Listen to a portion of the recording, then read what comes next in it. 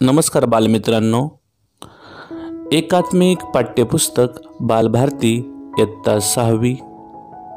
आजचा आपला विषय आहे भूगोल आणि भूगोल या विषयातील पाठ क्रमांक 6 महासागरांचे महत्त्व या पाठाचा आज आपण संपूर्ण स्वाध्याय पाहणार आहोत। मला आशा आहे आपण महासागरांचे महत्त्व या पाठामधून महासागरांचा महत्त्व काय आहे ते समजून घेतलेलं असेल।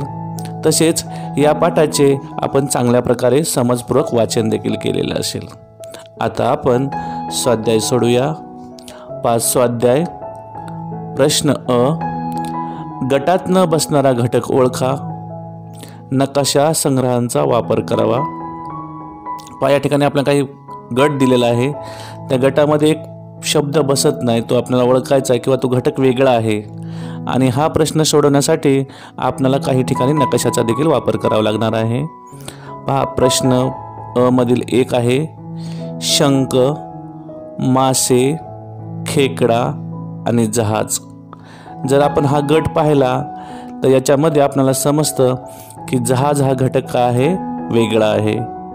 त्याचं कारण काय आहे मित्रांनो, तर शंख, मासे, खेकडा हे सर्व आपल्याला समुद्रात मिळतात आणि जहाज मात्र मानव निर्मित असतं। त्यामुळे जहाज हा शब्द काय असणार, या ठिकाणी गटात न बसणारा असणार आहे। त्यानंतर पुढे आहे अरबी समुद्र, भूमध्य समुद्र, मृत समुद्र आणि कॅस्पियन समुद्र। या गटाचं जर आपण निरीक्षण केलं तर हे सर्व समुद्रच आहेत। मग घटक कोणता वेगळा असणार आहे, तर मृत समुद्र। का, तर त्याचा आकार सगळ्यात लहान आहे आणि इतर समुद्र आहेत ते आकाराने काय असणार आहेत, मोठे असणार आहेत। म्हणून याचं आपण मृत समुद्र हे उत्तर लिहिणार आहोत। त्यानंतर पुढील प्रश्न आहे 3 श्रीलंका, भारत, नॉर्वे आणि पेरू। पहा, या गटाचं जर आपण निरीक्षण केलं तर यामध्ये पेरू हा देश वेगळा आपल्याला दिसून येतो। त्याचं कारण काय आहे, तर पहा, श्रीलंका असेल, भारत, नॉर्वे हे देश विषुववृत्ताच्या उत्तरेस आहेत आणि पेरू मात्र विषुववृत्ताच्या दक्षिणेस आहे। म्हणून पेरू हे उत्तर आपल्याला या ठिकाणी लिहायचं आहे। त्यानंतर पुढील प्रश्न आहे 4 दक्षिण महासागर, हिंदी महासागर, पॅसिफिक महासागर आणि बंगालचा उपसागर। आता या गटामध्ये आपल्याला नावावरूनच समजतंय की 3 महासागर आहेत आणि एक आहे उपसागर, म्हणजेच बंगालचा उपसागर हे उत्तर काय असणार आहे, वेगळा आहे। हा घटक आपण वेगळा लिहायचा आहे। त्यानंतर पुढील 5वा गट पाहूया। पहा, नैसर्गिक वायू, मीठ, सोने, मॅग्नीज। आता या गटाचा जर आपण विचार केला तर आपल्याला समजतं मीठ, सोने आणि मॅग्नीज हे काय आहेत, खनिजे, स्थायू खनिजे आहेत।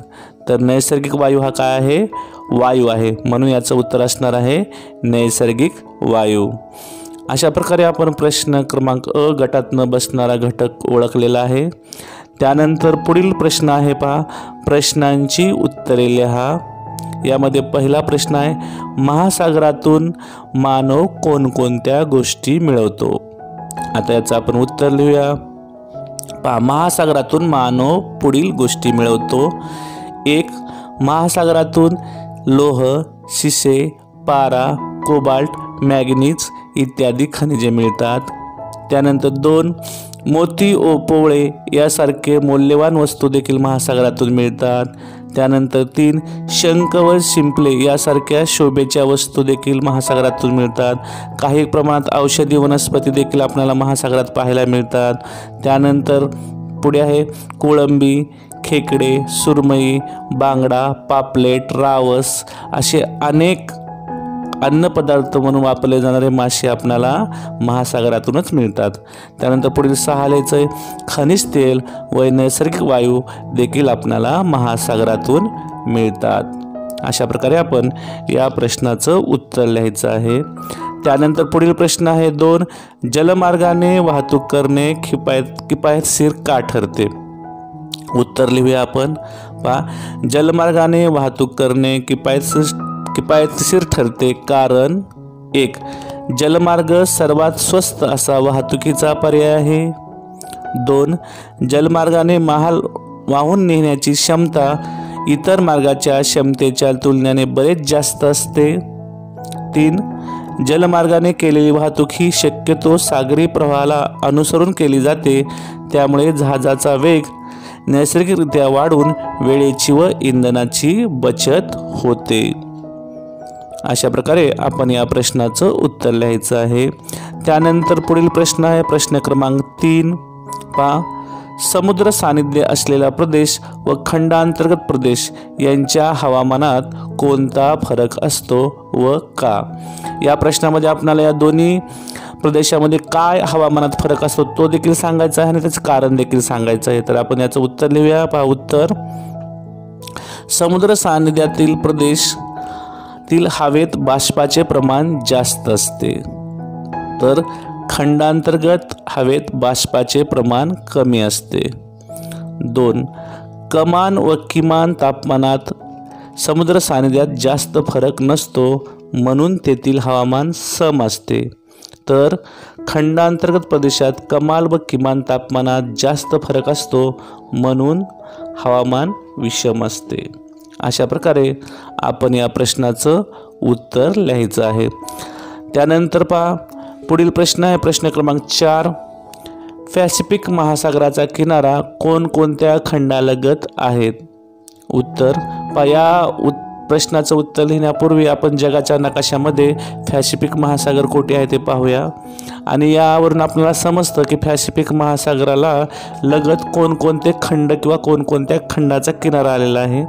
पहा या नकाशामध्ये दिसत आहे आपल्याला की या पॅसिफिक महासागराला आशिया, ऑस्ट्रेलिया, उत्तर अमेरिका आणि दक्षिण अमेरिका खंडांचा प्रदेश लागतो आहे ना। म्हणून अशा प्रकारे आपण याचं उत्तर लिहायचं, पॅसिफिक महासागराचा किनारा आशिया, ऑस्ट्रेलिया, उत्तर अमेरिका आणि दक्षिण अमेरिका खंडालगत आहेत।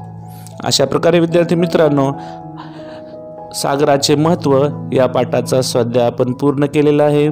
त्यानंतर इथे आपल्याला एक उपक्रम दिलेला आहे। पहा, जगाच्या नकाशा आराखड्यामध्ये विविध महासागरांचा भाग वेगवेगळे रंगसंगती वापरून रंगवाव सूची तयार करा आणि नमुना म्हणून आपल्याला आपल्याच पाठ्यपुस्तकामध्ये पान क्रमांक 169 एका विद्यार्थ्याने सोडवलेलं दिसत आहे। पहा, त्यानं वेगवेगळे जो जगाचा नकाशा आहे त्यामध्ये वेगवेगळे महासागर वेगवेगळ्या रंगाने रंगवलेले आपल्याला दिसून येत आहेत। आपण देखील आपल्या एक नकाशा घ्यायचा आहे आणि त्यामध्ये आपल्याला वेगवेगळे समुद्र किंवा महासागर वेगवेगळ्या रंगाने आपल्याला काय करायचे आहेत, दाखवायचे आहेत। त्यानंतर पुढे प्रकल्प दिला बघा, 5 गट तयार करावे, प्रत्येक गटाने एका महासागरासंबंधी माहिती मिळवून चित्राकृती जमवावी आणि या माहितीच्या आधारे भिंतीवर लावण्यासाठी तक्ता तयार करावा। हा प्रकल्प आपल्याला वर्गात आपल्या शिक्षकांच्या मार्गदर्शनाखाली करायचा आहे। तर विद्यार्थी मित्रांनो, आज आपण महासागराचे महत्त्व या पाठाचा संपूर्ण स्वाध्याय तसेच उपक्रम आणि प्रकल्प देखील पाहिलेले आहेत। तर विद्यार्थी मित्रांनो, तुम्हाला जर हा व्हिडिओ आवडला असेल तर आमच्या चॅनलला लाईक करा, सबस्क्राईब करा आणि हा व्हिडिओ जास्तीत जास्त शेअर करा।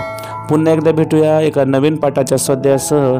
तोपर्यंत सर्वांना मनपूर्वक धन्यवाद।